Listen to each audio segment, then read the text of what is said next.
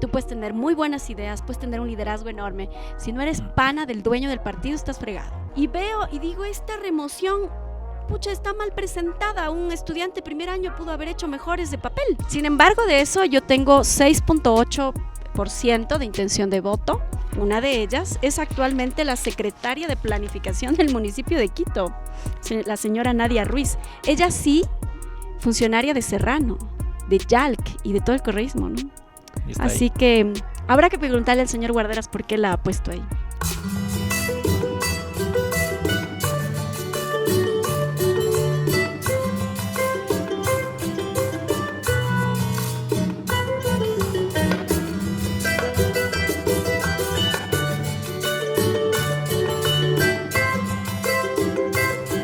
Amigos y amigas de BN Periodismo, bienvenidos a una entrevista más a profundidad a los candidatos. El día de hoy estamos con Jessica Jaramillo, ya les vamos a hacer la presentación, pero antes decirles que estamos como siempre en estas entrevistas en la terraza UIO. Ya saben que nosotros siempre hacemos aquí las entrevistas con esta maravillosa vista del centro histórico de Quito. Se pueden ver los barrios también de arriba, la Basílica, así que ya saben, si ustedes quieren venir con su pareja, con su familia, con sus amigos, a tomarse el cóctel Pachamama que está delicioso, quieren comerse unas alitas, una hamburguesa, un lomo, pueden venir todos los días, abre aquí la terraza. Bienvenida Jessica, el día de hoy nos encontramos con la candidata a la alcaldía de Quito. Ella es una abogada con amplia experiencia en el sector público, nacida en Lago Agrio, pero una vecina de Quito desde los 6 años de edad. También es activista contra la violencia de género y bueno, se saltó a la vida pública, comenzó a sonar el nombre de Jessica Jaramillo desde la investigación del caso Gabela y también luego por el proceso de remoción de Jorge Yunda. Hoy quiere ser alcaldesa de Quito. Bienvenida Jessica, ¿cómo estás? ¿Qué tal te parece la vista de aquí desde la terraza? Muchas gracias, muy bien. Esta es una de las mejores vistas que tiene Quito, así Totalmente. Que hay que invitarle a la gente a que venga a la terraza. Así que ya saben, en redes sociales @laterrazauio.oficial en Instagram y en Facebook como Bar La Terraza UIO. Comencemos porque, bueno, tú estudiaste en la Universidad Central del Ecuador, ahí inicia también tu vida política, por así decirlo, en manifestaciones. ¿Salías a las bullas mucho en la Universidad Central? Depende de para qué. Por ejemplo, yo fui dirigente estudiantil en la Universidad Central desde muy jovencita. Me gradué con 16 años de edad. A los 16 entré a la universidad. Ah, claro, es bastante muy joven. guaguita. Y ahí iniciamos un proceso que era un proceso de varios movimientos políticos unidos en una sola coalición contra en ese momento el FRIU, ¿no? Que era el que mantenía la hegemonía y creo que en algún espacio todavía lo siguen manteniendo. Y les ganamos las elecciones, pero yo todavía viví esa Universidad Central donde a los estudiantes nos robaban las urnas, nos metían garrote, palo, bala. Entonces, digamos que sí, ahí me formé. Fui candidata a la presidencia de la Asociación Escuela de Derecho, la única mujer en ese momento, y creo que históricamente muy pocas mujeres han liderado esos espacios. Y luego ya pues cuando me propusieron ser candidata a FEWE dije no, muchas gracias, me voy, me gané una beca fuera del país y me fui a estudiar estudios políticos aplicados en el Instituto Ortega y Gasset, que es adscrito a la Universidad Complutense de Madrid. Y ya hablaremos ya de tu vida política específicamente, pero ¿cómo te ayudó estar o estudiar en la Central para la formación de tu vida política? Porque muchas personas dicen, bueno, sí, el de la Central viene con la piedra bajo el brazo, el de la Central siempre quiere hacer política. ¿Influyó o no influyó? Mucho, sí, porque mi mamá me decía que estudia en otra universidad y yo dije, no, yo quiero ir a la Central porque quiero ir a la universidad pública. O sea, siempre fue la primera opción. Siempre fue mi primera opción. Yo tenía 3 opciones en carreras, ¿no? Hacer ya sea teatro, que me gusta mucho el tema cultural.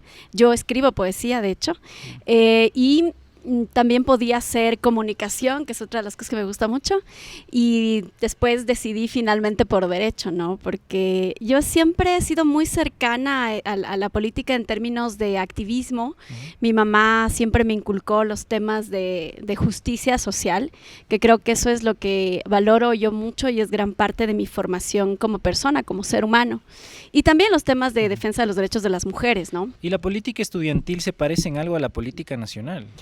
Algo, digamos que es como un momento más pequeño, un reducto, digamos así, de la política nacional, pero sin duda en la política nacional existen grandes intereses intereses sobre todo económicos, que son los que manejan el poder tras el poder, y a los que hay que lamentablemente combatir para poder liberar y liderar a esta ciudad de manera diferente, ¿no? Una de las cosas que hay que combatir también es a los pipones, ¿no? Pero mucho se ha satanizado al sector público por algunos malos elementos. Siempre ha estado usted en la vida pública, si no me equivoco. ¿Qué opina también de esto, de todo lo que se habla del sector público? De primero reducir el sector público porque se supone de que todos son vagos, de que todos son pipones. ¿Cómo cree que es la imagen de este sector? Mira, hay funcionarios muy buenos en el sector público. Yo he conocido a muy buenos funcionarios, pero también lamentablemente he conocido a muy malos funcionarios. Y yo te diría que en el caso del municipio de Quito hay una gran parte de funcionarios que son buenos, que son gente que le mete el hombro al municipio de Quito, a la ciudad, pero hay otros que se aprovechan, ¿no? Unos con nombramiento, otros sin nombramiento. Y en el caso del municipio, cuando yo fui directora de mercados, yo tuve que enfrentarme a un grupo de funcionarios corruptos que un día nos sentaron en una mesa y a los que estábamos ahí, yo incluida, nos dijeron: ustedes aquí son aves de paso, son funcionarios golondrinas, así que no van a decidir porque aquí mandamos nosotros, ¿no? Yo creo que eso precisamente es lo que hay que cambiar en la institución municipal, pero cambiarlo bien, es decir, no hay que entrar con odio a las instituciones públicas, porque esa política del odio es la que nos tiene hoy un país quebrado, con un problema de seguridad gravísimo, nos tiene unos zapatitos rojos en carón de LED manchados de sangre, ¿no? Ya hablaremos también de Guillermo Lasso y del municipio de Quito, pero sí quisiera conversar sobre el caso Gabela, porque usted fue parte de la investigación cuando era funcionaria del Ministerio de Justicia, y sí quisiera saber qué significó a lo largo de su carrera laboral, personal también este caso. Ese es el minuto que cambia mi destino en términos generales, porque, a ver, yo siempre he sido una mujer formada en la izquierda y con los años he ido moderando un poco la formación ideológica. Yo soy una socialdemócrata, soy una mujer de centro izquierda y moderada en algunos temas, ¿no? Pero te diría que el caso Gabela para mí marca un antes y un después en la política, marca un antes y un después en mi vida, porque a raíz de este proceso en donde creo que estuve en un momento equivocado, en un lugar equivocado y con las personas equivocadas, te diría que posterior a esto, en el año 2015, yo sufro una retención, un secuestro de unas horas, me violentan física, psicológica, sexualmente. Tengo por aquí, de hecho te traje... Porque de todo se dice en la política y uno tiene que actuar con papeles, ¿no? Aquí está la denuncia, el caso de violación con la copia del parte policial. Me hicieron ese día un examen médico legal. Las instituciones que tienen que hacer justicia no la hacen. En mi caso, el fiscal que llevaba este caso, pese a existir examen médico legal, pese a existir un parte policial, un allanamiento, testigos del hecho, un testigo del hecho, pues lamentablemente nunca investigó, se guardó la carpeta de investigación 18 meses y con eso yo tuve que dedicarme más que a hacer justicia, a pesar de ser abogada, tuve que dedicarme a mi cabeza, a mi psiquis, porque yo entiendo que la violencia en el cuerpo es también una violencia en la mente y en el proyecto de vida de las personas. Y tuve que hacer mucho terapia, tuve que tener una red de apoyo como era mi mamá, que es, digamos, para mí un referente personal, mi familia, mi esposo actual y todos mis amigos, muy pocos pero muy cercanos, para poder levantarme de ese momento tan difícil que viví. Y yo creo que si yo no habría sobrevivido, no estaría contando lo que es eso, ¿no? Y a raíz de eso, te digo, yo he perdonado, yo no odio a nadie, pero a partir de eso creo que me he dedicado a buscar justicia para otras mujeres. Y formamos en su momento, en el año 2017, ya con papeles y todo, la Fundación contra la Violencia, que es la que yo presido, desde donde venimos trabajando varios temas de prevención de violencia, asistiendo casos, con ayuda psicológica también. Tenemos una psicóloga que es parte de la fundación y que ya atiende todo el tema, incluso a veces hemos tenido que hacer contención. Pero eso ha sido para mí un gran aprendizaje. Creo que es gran parte de mi vida y de lo que soy. Y también te diría que a pesar de todo lo que hemos pasado y lo que hemos vivido, lo único que queremos es seguir avanzando. Es decir, no queremos odiar a nadie, no odiamos a nadie. Lo único que queremos es que todos vivamos en mejores condiciones. Y yo creo que ese es el gran aprendizaje que tengo. Pero también es cierto que como sé lo que significa la violencia, pues para mí uno de los compromisos más grandes en esta campaña electoral y cuando lleguemos a la alcaldía de Quito, te diré que es lograr que las quiteñas caminen tranquilas por las calles, que vayan tranquilas en el transporte público, que nadie las acose, que nadie las violente, porque te digo, yo como madre me preocupa enormemente que mi hija pueda ir en un transporte público donde la toquen, la manoseen o la violenten. Que pasa todos los días, lamentablemente, ¿no? Así es. Y ¿ha existido alguna respuesta del Estado después de la demanda que se puso también ante la Comisión Interamericana de Derechos Humanos o la Corte Interamericana de Derechos Humanos? ¿Ha habido alguna reparación, hubo alguna medida o respuesta de parte del Estado o simplemente silencio? Mira, en el año 2016, gracias a un gran abogado como es Juan Pablo Albán, yo logré llevar mi caso a la Comisión Interamericana de Derechos Humanos. Actualmente mi caso pasó ya el proceso de admisibilidad. El Estado ecuatoriano no ha respondido absolutamente nada porque lamentablemente para eso no existe la Procuraduría General del Estado, ni la Fiscalía, ni ninguna institución. Y entiendo ya que está elaborándose el informe de fondo de la Comisión Interamericana. Y si Dios quiere, esto pasará a la Corte Interamericana. ¿Por qué llevar el caso a Corte Internacional? Porque es la única forma de que una institución le obligue al Estado ecuatoriano a tomar medidas para evitar que estos casos como el mío vuelvan a pasar o sigan pasando a otras mujeres. ¿Y qué es lo que pide Jessica Jaramillo específicamente al Estado? Yo pido reparación inmaterial.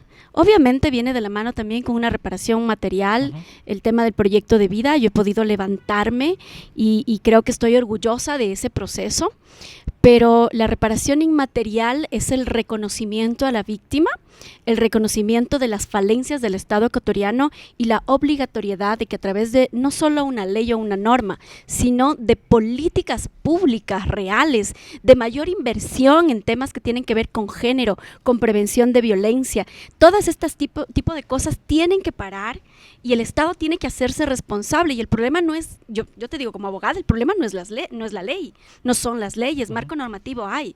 El problema son los operadores de justicia, el problema son los policías que no tienen formación, el problema son los fiscales que les importa un rábano la vida de las mujeres. O sea, todo un sistema ya corrompido. Es todo un sistema y eso hay que cambiar y eso nos toca enfrentar. Una de las cosas que yo te planteo hacer cuando llegue al municipio de Quito es crear una defensoría para las mujeres que viven casos de violencia. Pero ¿y cómo se cambia todo un sistema corrompido que al parecer, bueno, uno dice, uno entra a la función pública y he escuchado algunas cosas que dicen y le toca ser corrupto? Sí, justo nos van a pasar unas bebidas. Ay, que me sean ahí señas, muchas gracias. En este momento igual para refrescarnos aquí en la terraza, ya saben, en la José Antepara y Vicente León, diagonal a la Plaza de Toros Belmonte. Ya pueden venir con sus amigos, con su familia, con su pareja, con cualquier persona que ustedes quieran a disfrutar de un juguito. Pueden venir a disfrutar de unas alitas, de una hamburguesa, de lo que ustedes quieran. Síganlo en sus redes sociales como la terraza UIO.oficial. Y justo eso te preguntaba, ¿cómo se puede cambiar, cómo se puede transformar un sistema tan podrido que, bueno, la gente dice, no, pues uno entra y ahí a uno prácticamente le toca ser corrupto, porque si uno firma algo, no se sabe qué se está firmando, los mandos medios están podridos. ¿Cómo se llega a un verdadero cambio en las instituciones públicas? Con decisión política y con ejemplo. ¿Por qué decisión política? Porque si hay un funcionario que está haciendo las cosas mal, que es un corrupto, tienes que hacerle el proceso administrativo correspondiente y sacarlo de la institucionalidad. ¿Y por qué no lo hacen? ¿Y por qué no lo hacen? Por comodidad, porque en lugar y porque les gusta taparles, ¿no? ¿Sabes qué es lo que hacían normalmente en el municipio de Quito? Es cambiarles a los funcionarios que se portan mal y mandarles a otra secretaría. Y así no se resuelven los problemas. Hay que iniciarles, ¿no? Más o menos, ¿no? Y en otras instituciones también. Claro, entonces, yo creo que esto de la institucionalidad es un problema, o el salvar el nombre de la institución es un problema grave, pero hay que hacerlo con decisión política y con ejemplo. Si el alcalde, y en este caso la alcaldesa, llega a trabajar y no a robar, el ejemplo es muy importante y se les dice, a ver, funcionarios, ustedes de aquí vienen a trabajar y obviamente tienen que rendir cuentas de su labor, pero no puede ser que el alcalde llegue a robar y entonces el resto se va a dedicar a lo mismo, y eso no puede ser. Es decir, el ejemplo es muy importante. Si el alcalde o la alcaldesa no roba, los demás no tienen por qué hacerlo. Como hablábamos de violencia de género, creo que no es debatible decir si existe o no, porque existe la violencia de género, quien no lo vea realmente es un ciego. Pero a nivel político, ¿dónde se refleja y en qué espacios está la violencia de género? ¿Has recibido violencia de género? ¿Has sido víctima de violencia de género en la política? Un montón, desde que era muy jovencita. La política es muy difícil para las mujeres, es muy difícil.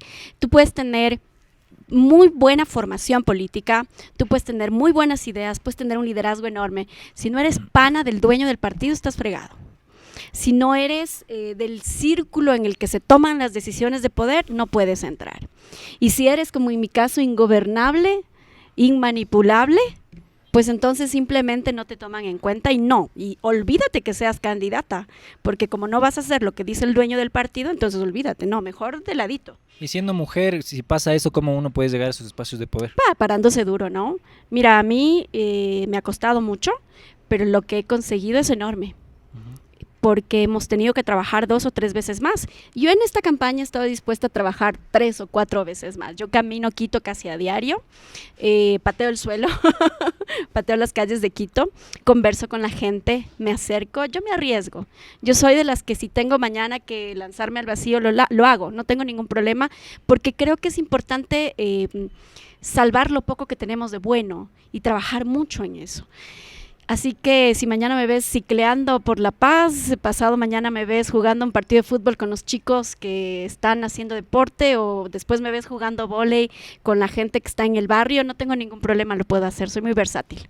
Antes de entrar, como ya le mencionaba lo del municipio de Quito, se me quedó un tema en el aire y era lo del general Gabela, lo que pasó con esto de los DRU, para las personas que no se ubiquen mucho sobre el caso. ¿Qué tenía el tercer informe? ¿Usted conocía que tenía el tercer informe? ¿Qué había ahí? ¿Qué información? Y si no sabía, ¿por qué cree que desapareció ese informe? A ver, el tercer informe lo existió, sin duda, lo manejó siempre la secretaria del comité, hay algunos avances sobre eso. A mí no me gusta mucho hablar del tema porque creo que no es mi caso, es decir, respeto mucho a la familia y sobre todo a la viuda, pero te digo que es un crimen de Estado, en donde es prácticamente la punta del iceberg el tema de los DRUPs, pero es un crimen de Estado, ¿no? Como muchos de los que se han cometido en general en la historia del Ecuador por diversos gobiernos en donde han sido autoritarios, y sobre todo el tema de corrupción creo que es lo que más le ha afectado a este país. Yo ahí sí estoy de acuerdo con eso que dicen que cuando no se roba la plata alcanza. El problema es que tenemos como candidatos a tremendos pillos, ¿no? Es el problema, ¿no? Y para cerrar el tema de esto de Gabela, usted fue glosada por $23,400, si no me equivoco. De hecho, mira, aquí tengo yo la resolución. Ya se desvaneció. Qué bueno que te traje, porque sí. Aquí está la resolución del 30 de abril del 2019, que dice que no se confirma ninguna responsabilidad administrativa en contra de la doctora Jessica del Cisne Jaramillo Yaguachi como coordinadora general de asesoría jurídica, administradora del contrato Ministerio de Justicia, Derechos Humanos y Cultos. Era por el pago del tercer informe del perito, ¿verdad? Claro, pero en cambio, por ejemplo, la ex ministra de Justicia pagó $60,000, la señora Joana Pesantes, y no tiene ningún proceso. La diferencia es que yo fui la única funcionaria que levantó la voz, que me fui a parar a la Contraloría, me fui al frente del despacho del señor Celi, le golpeé y le dije, usted tiene que hacer una investigación de gestión documental para que sepa en dónde y en manos de qué funcionarios estaba ese producto. ¿Y cuál fue la respuesta? Ya, esta es la respuesta. De Celi. De Celi se hizo, ordenó que se haga y se investigó, entiendo que esto está en la fiscalía, pero digamos que en mi caso yo no tengo ninguna responsabilidad, porque en efecto nunca la he tenido. Lo que a mí me llamaba mucho la atención es cuando hacía la Contraloría este informe, yo era la única funcionaria que asistía, el resto no existían y eran como 33 funcionarios que eran parte del comité interinstitucional. Y lo que decía una de ellas es actualmente la secretaria de planificación del municipio de Quito, la señora Nadia Ruiz. Ella sí, funcionaria de Serrano, de Yalc y de todo el correísmo, ¿no? Así que habrá que preguntarle al señor Guarderas por qué la ha puesto ahí. Y habrá que ver cómo ejecutan estos 2 últimos meses que faltan de terminar el año y quiénes son los contratistas que van a recibir esa parte de la ejecución presupuestaria del municipio este año. Vamos anotando también para hacer unas preguntas aguarderas ahí, para estar pendientes. Y ahora sí, entrando un poco más al tema de Quito, usted fue directora de los mercados del Distrito Metropolitano de julio a noviembre de 2019, si no estoy mal, en esas fechas. ¿Qué es lo que motiva a Jessica Jaramillo a entrar al municipio de Quito como funcionaria y luego impulsar la salida de Jorge Yunda? Primero, yo nunca le he conocido al señor, nunca tuve el mal gusto de conocerle, ni personalmente, ni en otros menesteres. A mí me invitan a participar, me invitan a ser directora de mercados. Siempre es importante decirles que donde yo he estado como funcionaria pública me han llamado. Yo no he pedido, ni nunca he pedido, sino que me han llamado. Y me han dicho, Jessy, en el caso de esta persona que me pidió que vaya, me decía, Jessy, tú eres una mujer que ha trabajado con mujeres, en los mercados de Quito hay muchas mujeres, la mayoría son cabezas de familia, son mujeres que están allí, que tienen que sostener a sus familias, que no tienen seguridad social, no tienen nada. Y claro, en ese sentido yo fui, fíjate que en mi administración se levantó el primer censo de todos los comerciantes. Ahí nosotros llegamos a determinar que cerca del 70% de comerciantes son mujeres y de ese un 25% o creo que más, si es que no me falla la memoria, son cabezas de familia, ¿no? Entonces, en efecto, eso a mí me motivó para ir a la dirección de mercados a cambiar las cosas. Yo siempre he sido una mujer que va contracorriente, es decir, para mí mis principios están por delante, yo no negocio mis principios, jamás, y no lo he hecho antes, no tengo por qué hacerlo ahora, y te diría que en la dirección de mercados me daba contra las paredes porque la corrupción era enorme y me tocó enfrentarme a un señor que es el presidente de la Federación de Mercados, o era, pero es eterno, ¿no? O sea, los comerciantes no lo quieren porque también explota a los demás comerciantes. Entonces, este señor, que estaba acostumbrado a mangonear a los directores de mercados, a poner sus administradores, a poner gente en los puestos, ¿no es cierto? Yo le dije no, o sea, simplemente no, aquí la gente puede entrar y puede pedir lo que necesite sin necesidad de acudir donde el presidente de la federación, que ahora está de candidato a concejal en primer lugar en el distrito centro del señor Yunda, que Dios nos libre de que entre al consejo, porque me parece terrible que gente con ese historial en el sistema judicial que tiene llegue a la administración municipal y peor aún de concejal, Dios nos libre, ¿no? Pero en todo caso, ¿cómo se llama el señor? El señor Juan Báez. Juan Báez. Entonces, tengo yo aquí, fíjate, todo el documento que yo le mandé y por suerte, y me demoré un ratito, era porque estaba buscando los papeles. Y tengo aquí este documento, que es la denuncia que yo puse sobre todas las irregularidades en la dirección de mercados. Justo se iba a preguntar si se había puesto la denuncia también. Pero claro, y entonces aquí, secretaria del concejal Morales, secretaria de la concejal Sandoval, secretaria de la señora Coloma, secretaria del señor Abad, secretaria de, ¿quién dice aquí? Bueno, de todos, ¿no? Porque esto se entregó a los 21 concejales y ninguno hizo nada. Un solo concejal pidió en una sesión de consejo que yo comparezca a sostener mi denuncia, porque aquí estoy denunciando corrupción, reparto de puestos, cómo se quedan con las partidas ciertos funcionarios, cómo incluso habían diezmos en esa administración. ¿Y qué hay dentro del consejo con los concejales? ¿Qué intereses tienen con Juan Báez? Yo no tengo la menor idea, pero en todo caso hay que preguntarle eso al señor Yunda. Entiendo que ya pasó por aquí, pero era que le preguntes. En todo caso, lo que te digo, ¿no? ¿Y no hay sospechas de alguna...? Mira, yo recién ahora estaba revisando todos estos documentos y digo, sobre la adquisición de balanzas, debo señalar que el proveedor que usted ha enviado y recomendado, Code Hotel, presentó una proforma en donde cada balanza cuesta $200, balanzas para mercados. $200, superando el presupuesto de $50 por balanza, por lo cual debería dejar de considerarse. Esa fue mi salida fue por frenar la corrupción, no por otra cosa, ¿no? Así que nada, yo estoy dispuesta a enfrentarme a lo que tenga que enfrentar, no le he tenido miedo a nadie, hace rato que perdí el miedo y creo que una de las cosas maravillosas de la vida, de haber vivido momentos sumamente duros, es que ya después pierdes el miedo, ¿no? Yo no tengo miedo absolutamente a nada.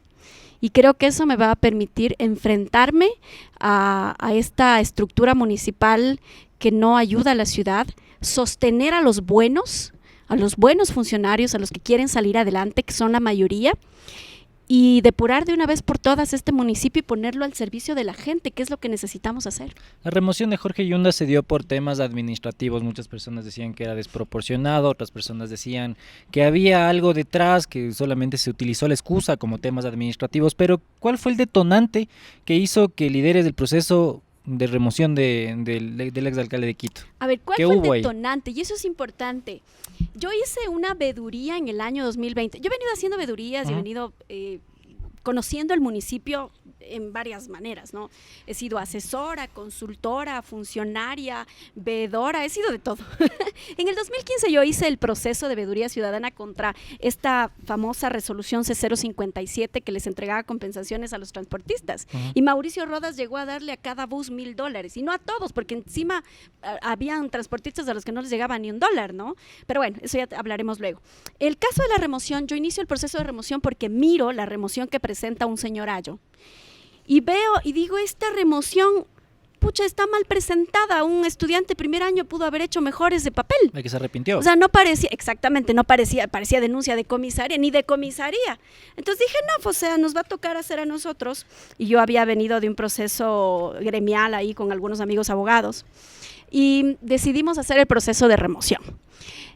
Levantar el escrito de la remoción. Yo lo hice junto a otros abogados que lo revisaron. Estaba buscando asimismo el documento para traértelo, porque yo tengo el recibido con la firma, y no encontrábamos quién firme, porque yo decía, no puedo firmar yo como impulsora directa, porque obviamente fui directora de mercados. Yo tenía en ese momento un dilema, ¿no? Y decía, bueno, si no hay quien firme, firmo yo. Ahí, así que a una ex colaboradora mía les llamé para que ponga la firmita nada más, pero no hizo nada más. Y yo inicié el proceso de remoción, lo lideré. Después nos fuimos dando cuenta que habían intereses también ahí y que el gobierno estaba metiendo la mano, ¿no? Porque una de las cosas que se dijo claramente en el Frente de Profesionales era que nosotros no íbamos a tener ningún cargo en la administración Guarderas, y así ha sido. Yo no he puesto un alfiler en la administración Guarderas, absolutamente a nadie. No hay un solo funcionario que yo haya puesto, porque nunca me interesó ni me interesará. A mí me parece que el proceso de remoción es un proceso democrático, creado por el COTAD que impulsó Virgilio Hernández, que en el artículo 333 del COTAD dice claramente que a la falta del señor alcalde electo le asume o le suple el vicealcalde. El vicealcalde, para mala suerte, era ñañón de Yunda, pues, o sea, era pana, brother, íntimo, se sabían todo entre ellos. Pero la cura no fue peor que la enfermedad. Yo no sé, eso hay que preguntarles a los concejales, porque ellos son los que les sostienen, ¿no? Claro. No te olvides que hubo un proceso de remoción contra Guarderas y los concejales que lo integraban. Mónica Sandoval, que ahora está con la señora Coloma, ese sí es camisetazo. De la RC se va a Creo, imagínate. Luego estaba el señor Fernando Morales. Y estaba también en esta comisión, creo que Analía Ledesma, que es de la izquierda democrática, que se está reeligiendo y que ya le dejaron fuera porque ella sí la maltrataron ahí adentro, ¿no? Entonces, te diría que ellos son los que impidieron que el señor Guarderas también sea removido del cargo, porque se presentó una remoción contra él. Claro, seguramente el señor Guarderas, como es muy habilidoso y sobre todo bastante traidor, repartió el municipio con estos concejales, y eso es precisamente lo que tenemos que entrar a cambiar. Es decir, no podemos seguirles dando botines políticos a los concejales. Como que ya se negocia desde antes, ¿no? Más o menos en campaña. Y eso es terrible. Fíjate tú quién está ahora al frente de la EMOP, de la Empresa Metropolitana de Obra Pública. ¿Cuál es el concejal delegado de Guarderas ahí? Es la señora Sandoval. Fíjate tú quién está ahora de presidenta, o sea, de delegada del directorio por parte del señor Guarderas a la empresa de pasajeros de Quito, es la señora Sandoval. Y ahí fíjate quién está en Quito Turismo, la señora Coloma, que puso una funcionaria ahí. Es decir, se repartieron el municipio de Quito. Y ese reparto le hace mal al país, le hace mal a la ciudad, le hace mal a los quiteños, porque entonces no van a trabajar por la ciudad, van a ver de dónde cobran. Fíjate tú quiénes han estado al frente de la EMGIRS, de la Empresa Metropolitana de Gestión de Residuos. ¿Y cómo hacer entonces, bueno, no hablando de reparto, sino la repartición de cada uno de estos cargos?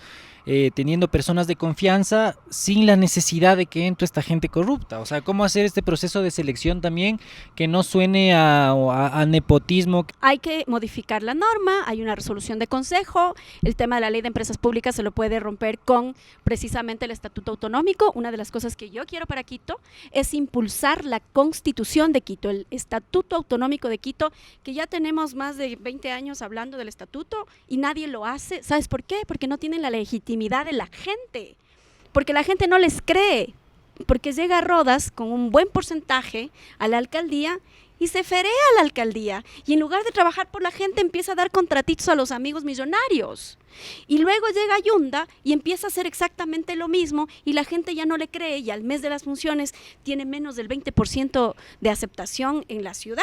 Pero bueno, ahora está primero, ¿no? Eso no significa, eso depende de qué encuesta es, ¿no? Si es la que él paga, obvio, le van a poner primero. Hay una que ha pagado la señora Coloma y la ponen también segunda, imagínate. Por ahí Andrés Páez también con el 15%. Pues sí, claro, hay que ver quién paga esas encuestas. Pero el señor Andrés Páez a mí me da mucha pena, ¿no? Porque imagínate tener toda una vida política con todas sus bemoles, ¿no es cierto?, sus acusaciones. El día de hoy está enfrentando una investigación fiscal por un presunto cobro de diezmos en la empresa de pasajeros Quito. Y tú te imaginas que una persona con esas credenciales quiere llegar a la alcaldía. ¿Qué nos espera a los quiteños con esos perfiles? Y haciendo un inciso un poquito, hablando de candidatos, si no estarías tú, Jessica, ¿por quién votarías para la alcaldía con todos los que están? Por eso estoy, porque no hay ninguno que valga la pena. Ninguno, ni uno que digas tiene tal proyecto que Nada. me atrae. No. El problema no es el plan de gobierno. Un plan de gobierno te lo hacen todos. Y te lo hacen bonito y te cuentan un buen cuento. El tema es la honestidad. Yo te digo que soy la única candidata que no tiene rabo de paja y que no tengo ni problemas con la justicia, ni problemas con Contraloría, ni problemas con nadie. Absolutamente con nadie. Eso es una carta de honestidad. Eso significa que yo llego a trabajar por la gente. Hoy nosotros estamos ya lanzando nuestra página web, en donde estamos solicitando y haciendo un crowdfunding para poder financiar nuestra campaña, porque a mí me gustaría que tú a todos los invitados que tengas aquí, candidatos, les preguntes, ¿cómo están financiando la campaña? Porque si hay un empresario que le da $50,000, no le va a dar gratis. ¿Qué le va a pedir después? Claro, claro. ¿Y cómo está financiando la campaña usted? Nosotros con el apoyo de todos los concejales, haciendo eventos, haciendo rifas, haciendo hornados solidarios. ¿Pero eso alcanza? Sí, se alcanza. Es que hay dos formas de ganar una elección, con mucha creatividad, invertir bien los pocos recursos que tienes o tener muchísimo dinero. Ahora, lo grave es tener muchísimo dinero y no saber cómo invertirlo. Y por más que metas plata, no despegas porque no tienes ni carisma, ni la inteligencia, ni nada para hacerlo. Entonces, porque uno puede platita pensar, botada. tú no puede pensar un hornado solidario, a ver cuánta plata me da y me alcanza realmente para esto, me alcanza el crowdfunding, ¿de dónde viene ese dinero del crowdfunding también? Porque hay muchas Son preguntas, montos chiquititos, ¿no? Por ejemplo, nosotros hicimos ahora un evento de adhesión que con una tarjetita de $50, la gente que quería apoyarnos nos apoyó, llegó mucha gente, logramos recaudar fondos y con eso estamos también sosteniendo todo lo que hay detrás, ¿no? Porque detrás de una campaña electoral hay un equipo. Y hay un equipo que sostiene, hay un equipo que trabaja en territorio y hay un equipo que lo hace gratis también. Hay gente que quiere trabajar. Hay gente que lo que dice es, Jessy, yo creo en ti y creo que vamos a tener un proyecto diferente, una ciudad diferente y metamos leñeque y trabajemos y no importa, yo pongo la gasolina, nos vamos a recorrer, yo pongo el parlante, yo pongo tal cosa y vamos. Pero ¿y esas personas tendrán algún cargo en el caso de que llegue a la alcaldía? Si tienen las competencias, claro. Si no tienen las competencias, no. Si hay gente que está colaborando y que además tiene un perfil profesional alto y encima de eso es una persona honesta, ¿por qué no? ¿Por qué no? ¿Y de dónde sale el movimiento Lista 70, Movimiento Ciudadano Independiente, todos? La gente dice, pero ¿de dónde salió? Es un movimiento desconocido, más o menos se entiende que esté del un lado si no tienes la confianza de los otros candidatos, pero ¿qué ideología política? ¿Por dónde se encamina? Es un movimiento socialdemócrata, que es una de las cosas que a mí me llamaron mucho la atención. Yo tampoco sabía que existía hasta que conversamos con varios sectores. Y es un movimiento nuevo, prácticamente. Y ahí llegamos a un acuerdo, porque yo había tenido una estructura con la que venía trabajando, que era una estructura política en el sur de Quito. Y llegamos a un acuerdo tanto con la gente de lo que fueron las bases del doctor Mario Granda, que lamentablemente falleció, que es esta gran estructura que trabaja conmigo también.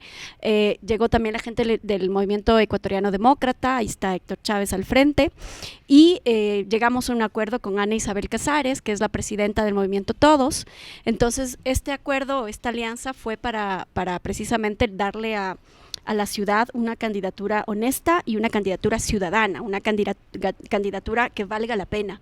Y yo creo que es mejor así, porque si es que estuviéramos en otro espacio en donde haya, ¿qué te digo?, partidos tradicionales, gente tradicional, y habrán partidos políticos en los que tú no puedes levantar la voz, porque te van a decir, sí, tú vas a ser el candidato, pero todos los concejales te pongo yo, o sea, tampoco, ¿no es cierto? Que es lo que pasa habitualmente, ¿no? Y las encuestas no le favorecen en los números, independientemente de quién pague o no pague la encuesta, perdón. Hay que decir que hay perfiles mucho más opcionados o más perfilados para ganar. Entre esos está Jorge Yunda. ¿Por qué cree que Quito está regresando a esos amores tóxicos, a esas viejas costumbres después de todo lo que pasó con... Esa es la estrategia comunicacional y lo que te quieren vender. Es decir, a ver, la encuesta es una herramienta técnica para campañas electorales. No te olvides que yo estudié campañas electorales en la George Washington, ¿no? Hace algunos años. Esa es una radiografía que te dice por dónde debes conducirte o no. Esa no es una verdad absoluta. Sin embargo, de eso yo tengo 6.8% de intención de voto. ¿Según qué? Según Market. Yeah. Empecé con un 2%, lo cual señala que soy la candidatura que más crece. Y creo que soy la que más crece porque nosotros somos sinceros con la gente. Y cuando yo llego a los barrios, yo converso con la gente, escucho, pero me gusta mucho escuchar. Y claro, hay una queja generalizada de los políticos. La gente está, ¿cómo te puedo decir? Para no decirte esta palabra, ¿no? Pero molesta, fastidiada con los políticos de siempre, con los políticos tradicionales. ¿Y quiénes son los políticos tradicionales? Los demás, los que siempre son candidatos, los que ya han estado 20 años sentados en el municipio y no han hecho nada, los que han estado al frente de empresas públicas y tampoco han hecho nada. Es decir, la gente dice ya jubilémonos. Entonces yo les digo, jubilemos a todos esos dinosaurios políticos y apostémosle a una mujer honesta, joven, trabajadora, no a una muñequita de la oligarquía, sino a una mujer de ñeque, de abajo, que lo único que quiere es cambiar la ciudad, que lo único que queremos es sacar adelante esta ciudad. Sí, y que tenemos los pantalones para hacerlo, ¿no? Si mañana Jorge Yunda le dice, Jessica, conversemos, necesito hablar, no necesariamente para ofrecerle nada, solo quiero conversar con usted. ¿Usted se sienta conmigo? No, yo no hablo con gente procesada y con grisete. ¿Y qué es lo primero que se le viene a la mente cuando escucha a Jorge Yunda? Pobre hombre, a mí me da mucha pena porque imagínate que su familia tenga que vivir 10 procesos judiciales, un hijo metido en problemas. A mí no me gusta meterme con la familia, pero eso es parte de la realidad, ¿no es cierto? Que el propio señor tenga que andar con grisete porque lamentablemente no están claros, que tenga estas 10 investigaciones penales en fiscalía, gasto de abogados, o sea, a mí me da pena, te digo la verdad, porque creo que una persona cuando camina bien y hace las cosas bien, no tiene por qué tener problemas legales. Si tú haces bien las cosas, y este ha sido parte de mi vida, yo he estado en varios espacios en la administración pública y no he tenido inconvenientes, porque he tomado las decisiones correctas, porque cuando en algún momento, en alguna institución, me decían, vas de presidenta del comité de contrataciones, y yo llego, reviso los términos de referencia, que el conocimiento para esto es bueno, ¿no es cierto? Y digo, no, pues esto está direccionado y me va a glosar a mí la Contraloría, yo me bajo el proceso, pues. Yo no tengo por qué firmar algo que sé directamente que no es correcto. Muchos dicen que él pecó de ingenuo y que las personas que le rodeaban le hicieron firmar cosas que él no quería. ¿Eso cree que es cierto o simplemente él que la gente lo juzgue? Mira, yo creo que hoy estamos en un momento diferente. Creo que esta es la posibilidad de darle a Quito una ciudad maravillosa, el sitial que se merece.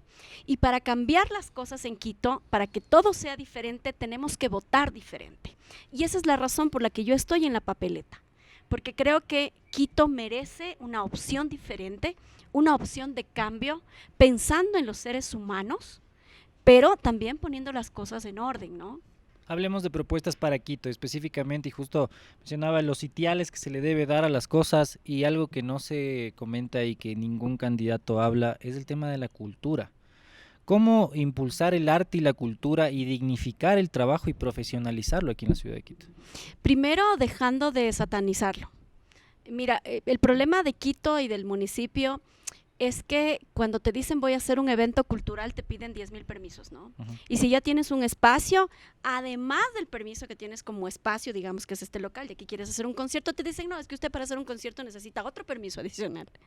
Entonces hay que generar un solo permiso o un solo documento para espacios culturales.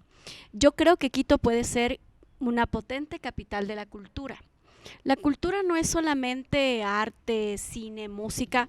La cultura es vital en las sociedades para cambiar las formas de pensar, para mejorar las conductas de las personas y también es esencial para reconocerte como pueblo y tener una identidad.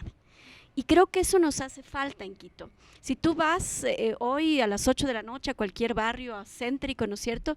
Ya encuentras lugares cerrados. A las 7 de la noche cierra todo. Por la inseguridad, por lo que sea, pero mucha gente que hace cultura a veces tiene pánico porque llega la MC y te multa. Ujú. Y entonces esa multa repercute económicamente en el negocio.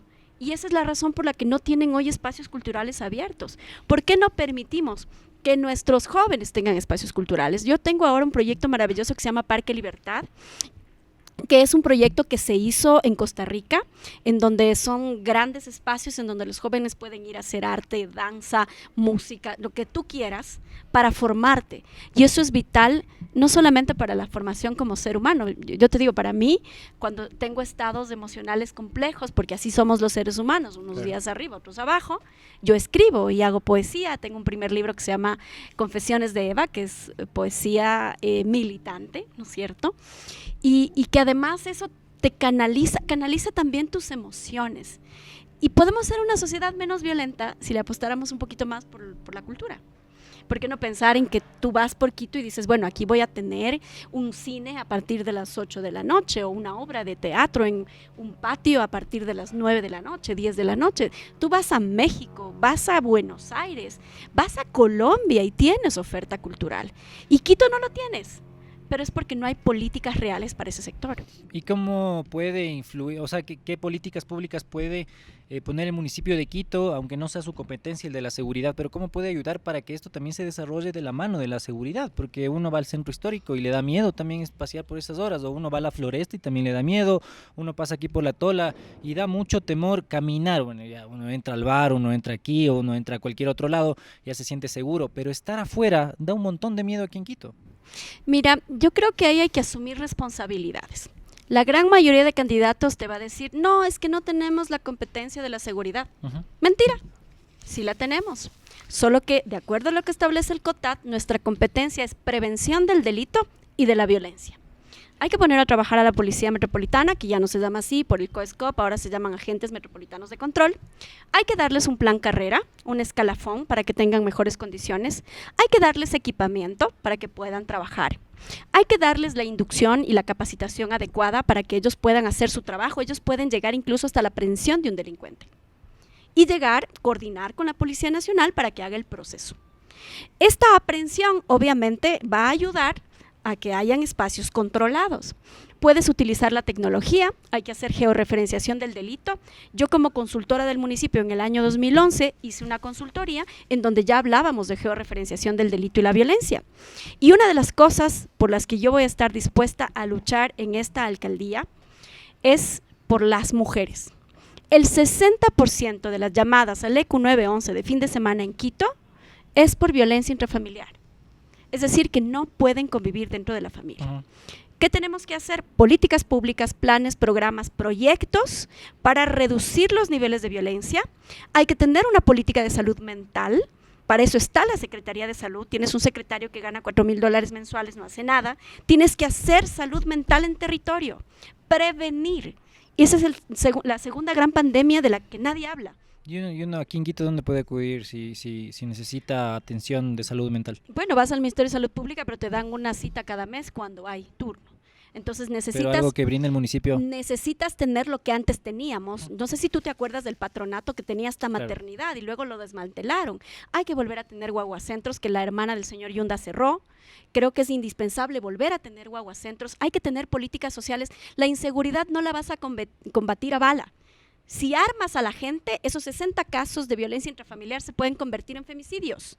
Entonces, no es prudente armar a la gente.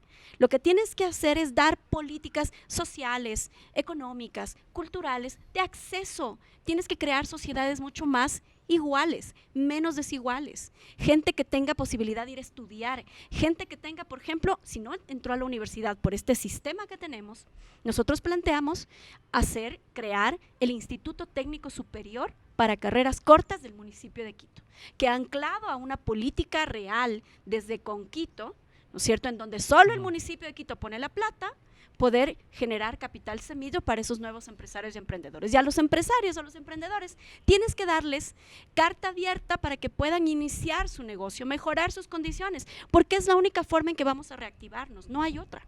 En este momento nos van a pasar algo para que nos sirvamos, gracias a La Muchas Terraza, gracias. como ya les he venido diciendo, pueden seguirlos en redes sociales como La Terraza UIO.oficial, en Instagram, en Facebook como Bar La Terraza UIO, y pueden venir a servirse. Miren esta delicia, aquí ya me adelanto, esto es para que vean esta delicia, una fritada deliciosa acá, también te dan con ají. Entonces, Jessica, igual puedes servirte, adelante, hasta eso yo te voy haciendo otras preguntas, El ya aguacate. saben. Yo soy aquí, fan del aguacate. sí, Fan del aguacate. buenísimo, así que ya saben, miren esta hermosa vista, pueden venir a servirse el momento que ustedes quieran en la José Antepara y Vicente León, diagonal a la Plaza de Toros Belmonte, unos precios muy buenos y todo realmente muy rico.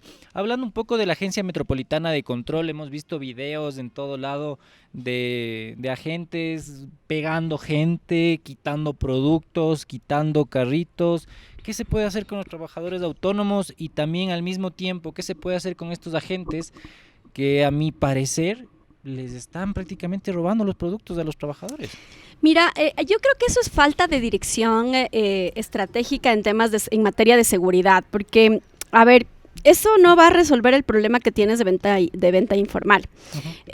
A los comerciantes que no son regularizados, lo que tenemos que hacer es incluirles, no excluirles del sistema municipal. Incluirles significa que tienes que darle un espacio donde pueda ejercer su actividad, donde puedas carnetizarles, pero además de eso, donde tú mismo, como municipio, le entregues una carpa y en esta carpa tiene que decir, yo soy parte de la reactivación de la ciudad.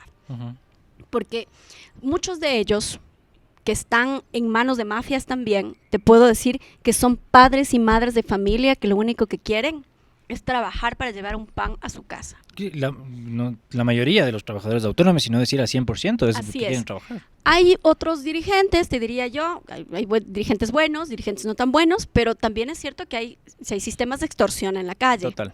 Entonces tenemos que cambiar los sistemas de extorsión. Hay contrabando, que eso no dice nada del gobierno, ¿no? Pero gran parte de las cosas que hay en calle también es parte del contrabando. Entonces, todo eso tiene que encajar en una política integral de seguridad que nos permita mejorar las condiciones en las que vivimos. Yo creo que a través de la prevención es posible. Medellín es uno de los ejemplos de cómo, no con palo, no con bala, no armando a la gente, sino con políticas sociales, culturales, deportivas, económicas, ha logrado salir adelante y dejar atrás esa Medellín de los años 80, que era la Medellín de Pablo Escobar. Y en el caso de que un trabajador autónomo no entre a un programa o es un migrante que recién está llegando acá y no está en el programa de reactivación económica y le encuentran los metropolitanos en la calle vendiendo naranjas o vendiendo micas para celular, ¿cómo debería proceder? Hay que cambiar todo el sistema de la agencia de comercio.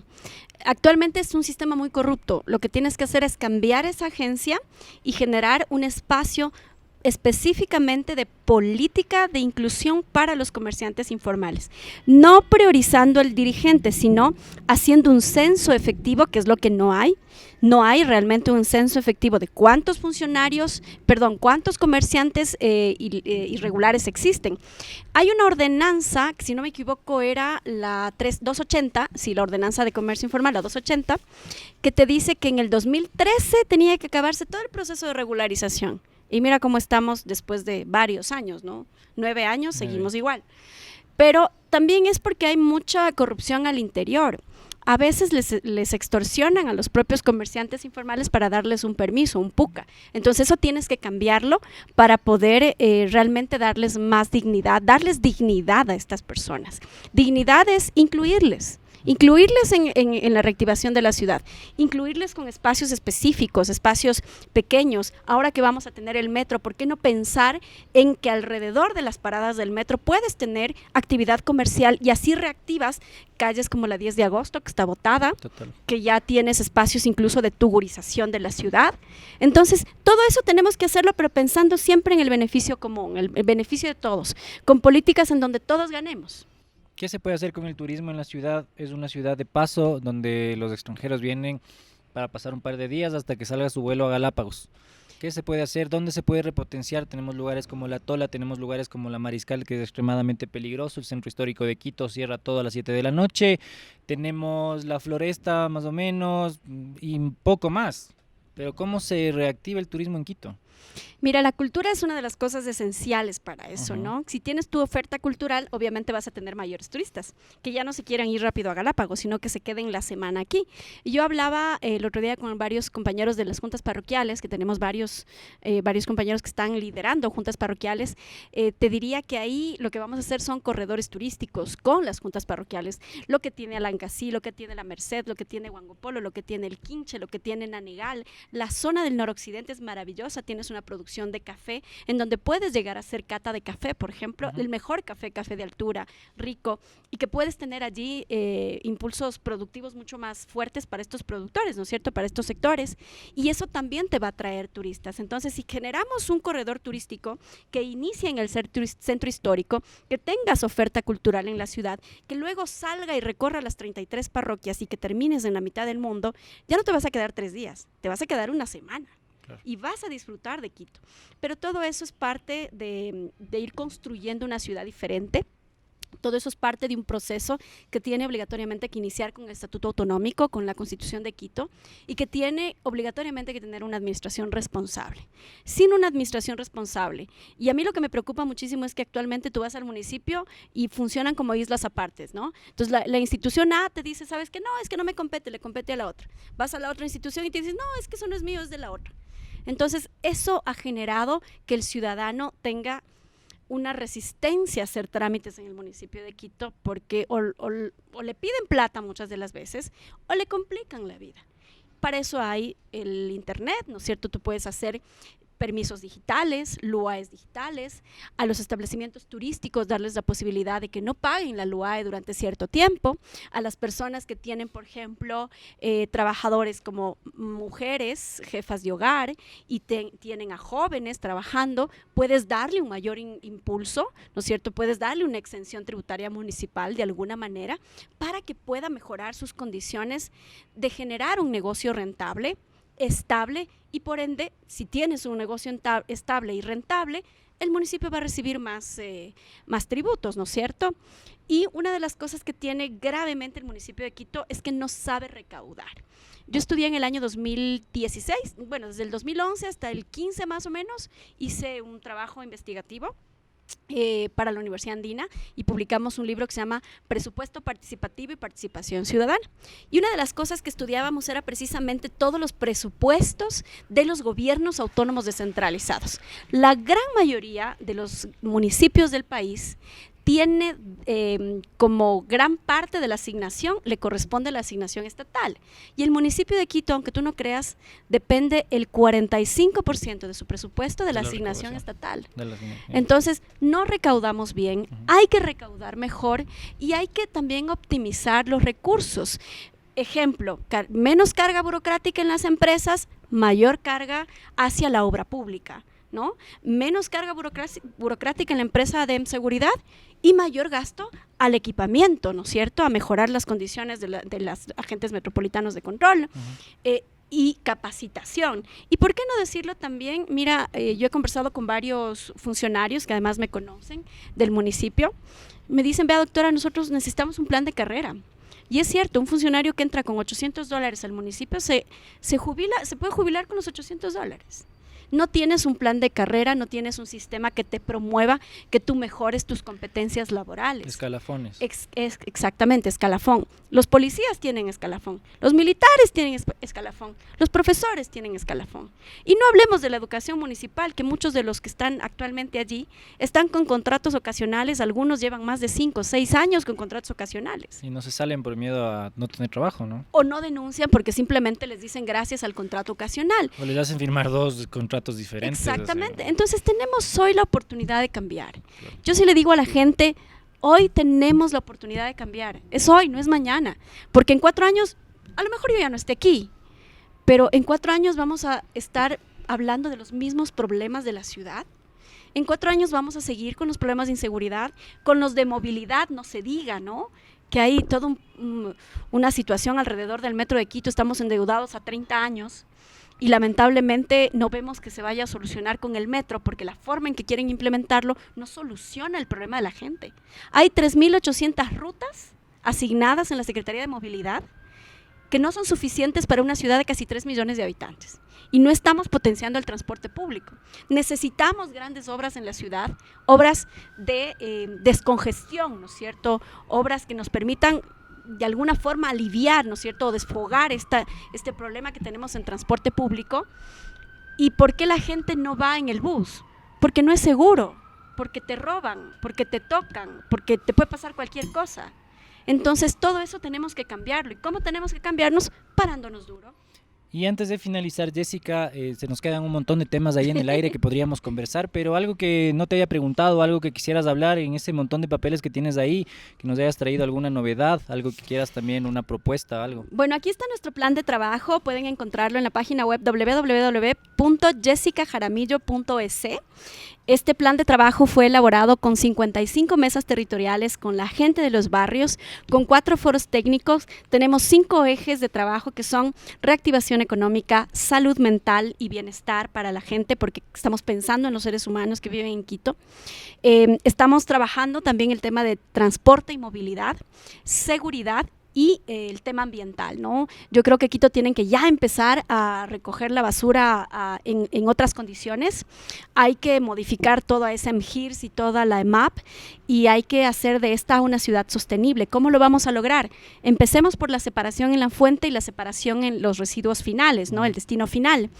Y hay que dejar de tener estas lagunas que tenemos ahí como los lixiviados y empecemos a hacer cosas importantes como las que ha hecho Cuenca, por ejemplo. Cuenca tiene las lagunas de tratamiento de aguas residuales, que aquí esto queremos trasladarlo al proyecto Vindobona, que cuesta $1.300 millones, que el municipio solo no lo va a lograr hacer, pero creo que hay que apostarle a que esta ciudad también transforme la basura. Mira, hay bloques con los que se construyen casas que son reciclados. Entonces, y hay ciudades en el mundo que viven del tratamiento y la transformación de la basura. Pero aquí se hace separación ahí en los basureros nomás, pero solo como por deporte, porque luego ya se mezcla todo, ¿no? Claro, claro, ese es el problema. Y ahora tienes un problema mayor con el cubeto último que ya está desbordándose. Y eso nosotros lo decimos en la veeduría que hicimos en el 2020, en donde ya propiamente la MGIRS dice ya este cubeto ya no es funcional.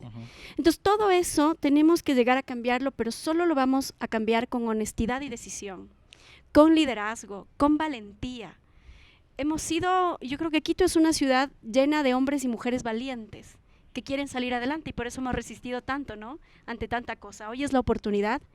Si queremos cambiar la ciudad, que esta sea diferente, tenemos que votar diferente y la gente nueva, la gente honesta, estamos en la lista 70. Así que ya saben, Jessica Jaramillo en la lista 70. No se olviden que igual si ustedes vienen a la terraza pueden tener un 25% de descuento si dicen que vienen por BN Periodismo, tienen 25% y dicen yo quiero un plato típico, que ojo, el descuento es en platos típicos de 11 a 3 de la tarde, así que pilas con eso, ya sabes Jessica, puedes venir a nombre de BN Periodismo con todo tu equipo y decir quiero platos típicos y quiero servirme esto a nombre de este canal. Muchas gracias por acompañarnos, esperamos igual conversar en otras ocasiones sobre los temas que nos quedan ahí pendientes, que nos quedan en el aire y bueno, mucha suerte en todo. Muchas gracias y un abrazo para todos. Sigan a la terraza en la terraza UIO.oficial y en el Facebook como Bar La Terraza UIO. Ya nos vemos. Chao.